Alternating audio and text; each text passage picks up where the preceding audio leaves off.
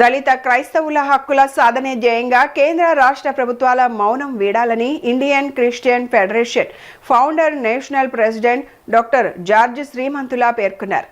మంగళవారం గాంధీనగర్ స్థానిక ప్రెస్ క్లబ్లో భారతీయ క్రైస్తవ సమైక్య ఆధ్వర్యంలో ఏర్పాటు చేసిన విలేకరుల సమావేశంలో ఆయన మాట్లాడారు. 1950లో వెలువడిన రాష్ట్రపతి ఉత్తర్వుల వల్ల దళితులు తమ మత స్వేచ్ఛను కోల్పోయారని, క్రైస్తవ మతాన్ని స్వీకరించిన దళితులకు ఎస్సీ హోదాను నిరాకరించడం రాజ్యాంగ విరుద్ధమని ఆయన విమర్శించారు. 2005లో యూపీఏ ప్రభుత్వం నియమించిన జస్టిస్ రంగనాథ్ మిశ్రా కమిషన్ దళిత క్రైస్తవులకు ఎస్సీ హోదా ఇవ్వాలని స్పష్టమైన నివేదిక ఇచ్చినప్పటికీ నేటికి అది అమలుకు నోచుకోలేదని ఆవేదన వ్యక్తం చేశారు.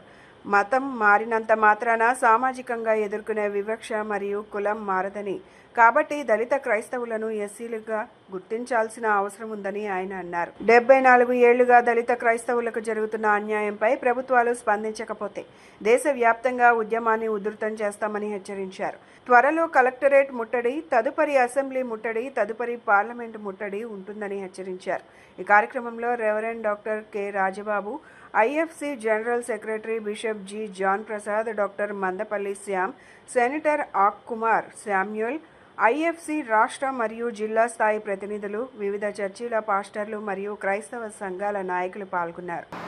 మొన్న సుప్రీంకోర్టు ఇచ్చినటువంటి తీర్పు దళిత క్రైస్తవులను వారికి మత స్వేచ్ఛ లేనటువంటి తీర్పును ఒకటి షెడ్యూల్ కులాల వాళ్ళు క్రైస్తవ్యంలోనికి వెళ్తే వాళ్ళు ఎస్సీ హోదా కోల్పోతారు, వారు బీసీసీలోనికి నెట్టివేయబడతారని మొన్న ఒక పాస్టర్ గారు చిన్న ఇష్యూ గురించి గుంటూరు పాస్టర్ గారు ఒక ఆయన కోర్టులో వేయటం, దాన్ని బట్టి ఇది ప్రస్తుత నడుస్తున్నటువంటి వారుగా అందరిలో కూడా ఇదొక కలవరం కింద కనబడుతుంది. ఏదో జరిగిపోతుంది, క్రైస్తవులంటే ఈ దేశస్తులు కాదు వేరే దేశస్తులుగా వీళ్ళని చూసేటటువంటి విధానంలో ఉన్నదేమో అన్న భావనలు భారతదేశంలో ఉన్నటువంటి క్రైస్తవ సమాజంలో ఉన్న ముఖ్యంగా అన్ని కులాలకి కాదు, ఓసీ, బీసీ, ఎస్టీలకి క్రైస్తవ్యం స్వీకరించినా కానీ వాళ్ళకి ఏ విధమైనటువంటి నష్టం వాటేలట్లేదు.